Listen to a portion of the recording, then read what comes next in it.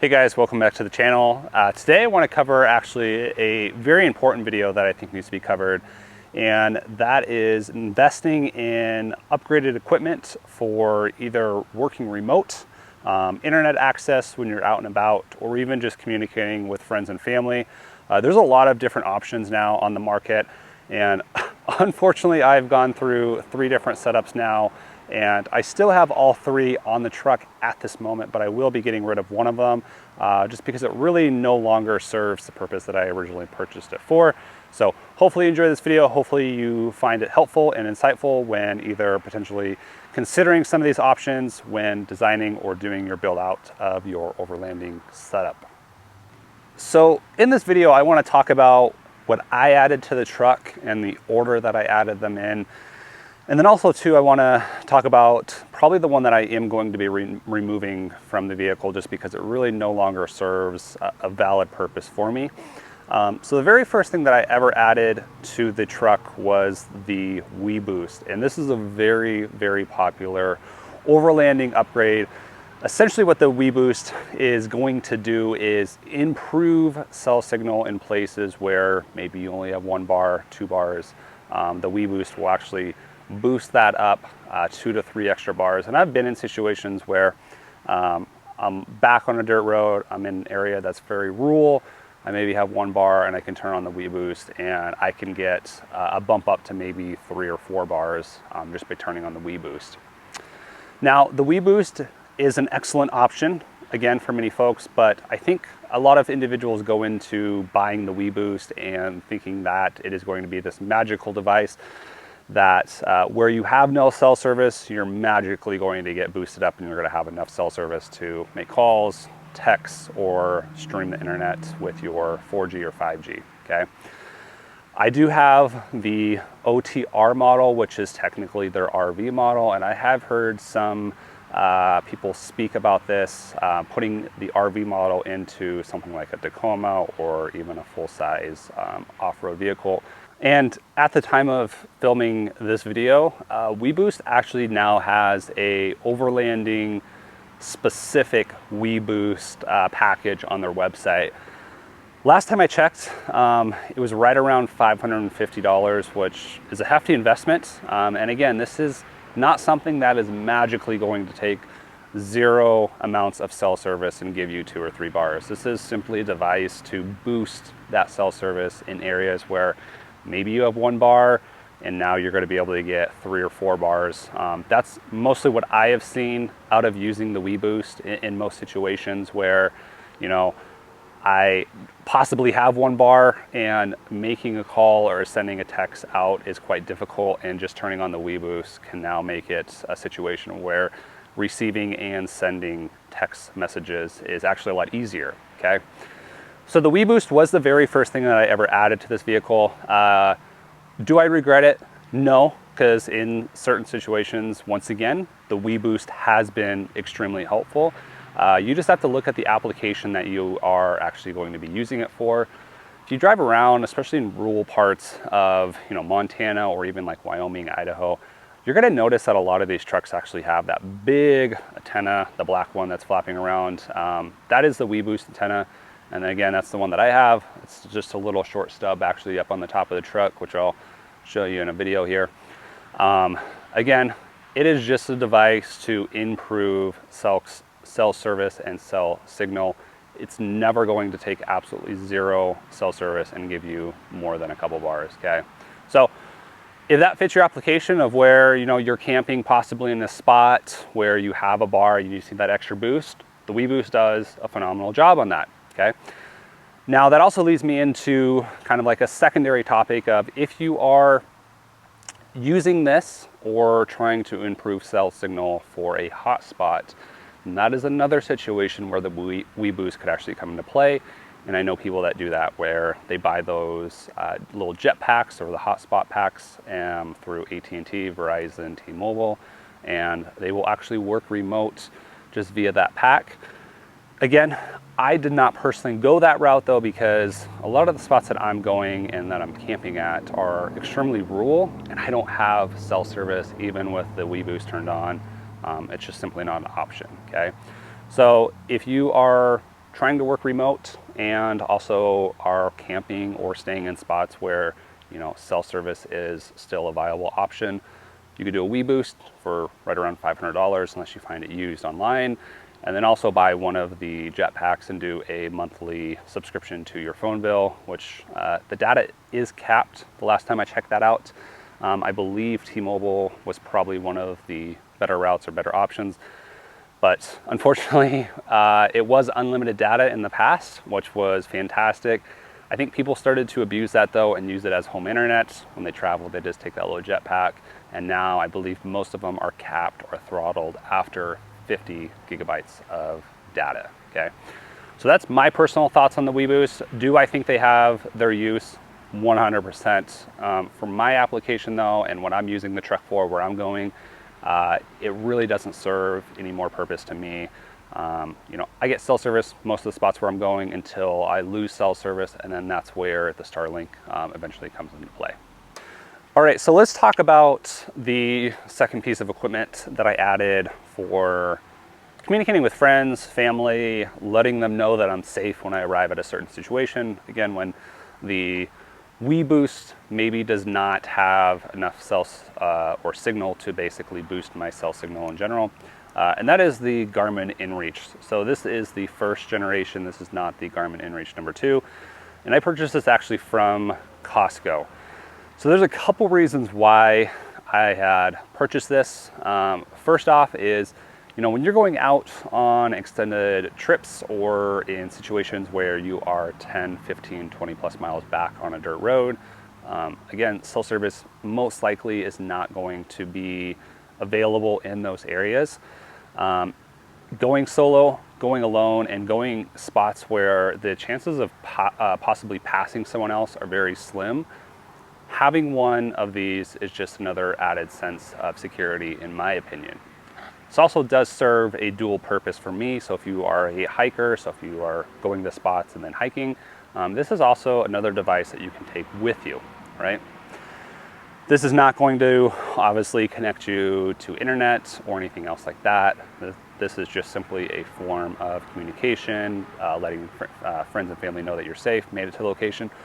Or if something ever did happen where you potentially have a flat tire, you break down, you know, something severe happens and you need to communicate with someone that, first off, you're okay, you are in a tough situation or a situation where you need help, that's where these devices really come into play, okay? So again, this is the Garmin In Reach. This was purchased from Costco actually when they were running a promotion, and I believe at the time I paid $200 for this. Now, the thing about the Garmin is that you have to pay a monthly subscription fee, and I'm not going to dive into all of those different plans because it's really going to depend on your usage and how you are using this device. You can pay more for tracking if you want to send basically a pin to family members, basically updates tracking every 5 to 10 minutes, depending on the package you have. You can also send more or less messages with certain plans, and I basically just have the most basic plan. So if I'm in a situation where I need to use it, I can also send messages if needed. And I believe it's right around $12 per month to keep that active. In Montana, I actually do keep this active all the way through wintertime too, because in winter situations, when you're traveling on a 2-lane road through very rural areas, and you know, if you were to ever slide off the road in that situation, again, if you don't have cell service, no other way to communicate with someone that you need help, that you're okay, whatever it is, that is extremely helpful to have this active. And it's really just a safety sense for me to have this active at all times. I take it hiking, rural areas. So again, this is something I will be keeping in the truck actually, because it does have multiple uses, not only for driving, but also if you're hiking in rural areas. All right, and let's talk about the last addition that I've added. And I think the one that's actually changed how I go out and explore nature, how I also work remote in some of those situations, and that is Starlink. So Starlink is definitely not new, but I feel like it's become a lot more available in certain areas, because for an extended period of time there, Starlink was not available due to the number of satellites in a specific area. So people are on wait lists, and I'm on forums, I'm on Facebook groups, and some people are just getting their equipment after ordering it 2 years ago, okay? Being in rural Montana though, Starlink, like I said, has been a game changer. There's a lot of situations, a lot of camping spots that I absolutely love to go to, just where cell service and signal is not available, okay? And some people may be like, well, isn't the purpose to get out and disconnect away from technology and stuff like that? Absolutely, 100%, I fully agree with that. But with Starlink, it gives me the ability to stay out there for an extended period of time. Again, with working remote, it's allowed me to go on just like a 9-day trip that I just spent going down to Denver for Overland Expo, going through the Tetons, going through Yellowstone, and I would have never been able to do that without Starlink, okay? So if you work remote and you have the ability to, maybe do a couple days, extended trips where normally maybe you're only gone for 2 days because you have to rely on internet connection. And again, this obviously depends on the type of job you have, but Starlink does give that possibility to a lot of folks to work remote in most situations, okay? The thing with Starlink is there's a couple pros. Obviously, internet almost anywhere in almost any situation. Pretty fast internet as well. When I was in the Tetons this last week, I was getting download speeds of roughly 100 megabits per second with the upload being right around 10, which isn't phenomenal, the upload speed to be specific. But to be honest, like, I'm not using this to upload YouTube videos, and I actually ran a Zoom call with 25 individuals in there, lagged not one bit, okay? Crystal clear video, nothing lagged at all during the whole video. It was phenomenal, and that really changed my perspective on the capabilities of what Starlink can do in terms of internet connection and also being in a very rural area. Now, if we're talking about the cons of Starlink, the two big cons for me is obviously the initial price. So I paid $600 for the equipment. Sometimes Best Buy will run some promotions where you can get the equipment for $100 off. So it's like $499 instead of $599. The monthly cost too, I unfortunately got in right when they increased the Roam package, which is $150 per month. You also have a residential package as well, which runs for $120 at the time of filming this video. So if for some reason you ever were in a situation where you wanted to use this as residential internet and deploy like a pole in the yard, stick the dish at the top of it, you absolutely could. But the Roam package, again, at the time of filming this, is $150 per month. Now the pro that I see of this service is that you can pause it at any time, all right? So if you want to use it during the summer, you want to keep it active for 5 months, you can. Then you can basically pause the service. There is no fee to pause, which is awesome because some companies will charge you a very small fee to keep that service paused. You can pause the service, keep it basically inactive over the winter months, and then when you're ready to get out and adventure again over the summer, you just reactivate your service and you're good to go, okay? Again, so basically the cons, first off, is the initial costs, and then the second con is the initial power draw of this unit.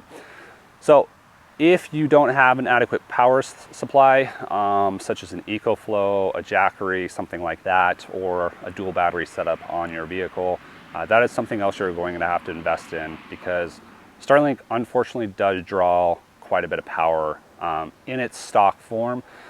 Some people have been doing modifications where basically they are converting the power draw from AC to DC, and that basically cuts the power consumption in about half.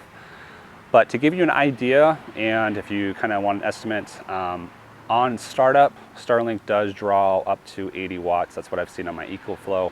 And then in areas where there's no obstructions, it has a clear view of the sky, it averages roughly between like 30 and I would say about 50 watts in most cases, where it's, once it starts up, once it gets its connection, it's drawing 30 to 50 watts normally, okay?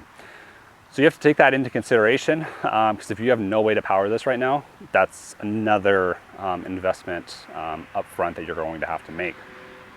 So when I purchased Starlink, I did upgrade to an EcoFlow Delta 2, which is their 124 watt model. And I also purchased a 220 watt panel that came with that as well. And that's been fantastic. That 220 watt panel in direct full sunlight is more than enough to not only keep that EcoFlow Delta topped off, but it will actually charge it up if I have lost power from the day before. So for example, in the Tetons, I think when I plugged in Starlink one day, I was right around 65%, and after about 3 or 4 hours sitting in full direct sunlight, capturing about 200 watts of power from the sun, the EcoFlow Delta was basically fully charged at that point. Okay, so those are considerations that you have to take in if you are looking to invest in a Starlink. But to me, like, Starlink is an absolute game changer. I love this thing. I will definitely be keeping it, and there's a few modifications that I've done to work it with the GFC, which I'll include some photos. It is essentially a mount that mounts on the track system, so I can deploy it to a higher location versus working on the stand. The stand that also comes with it is fantastic, and I still keep it in this upgraded storage case actually that I purchased. If you look on the forums, Facebook groups for Starlink, you will find that a lot of people look for storage options for transporting Starlink, and this is actually a 12-gallon Husky case just from Home Depot that works fantastic for basically keeping everything organized all in one spot. So I have added some foam in here basically to help pad the dish, but this is very easy to transport. This is also waterproof, so I can leave this case outside and don't have to worry about the Starlink or the foam getting wet. And then I just place the dish just like that with the 75-foot stock cable, and then I just have these foam pieces that I put back in here. And again, I keep the stock mounting plate feet in here just in case if I'm ever in a situation where, you know, if I'm obstructed with the mount for the GFC, I can always run the cable out and get some clearance that way.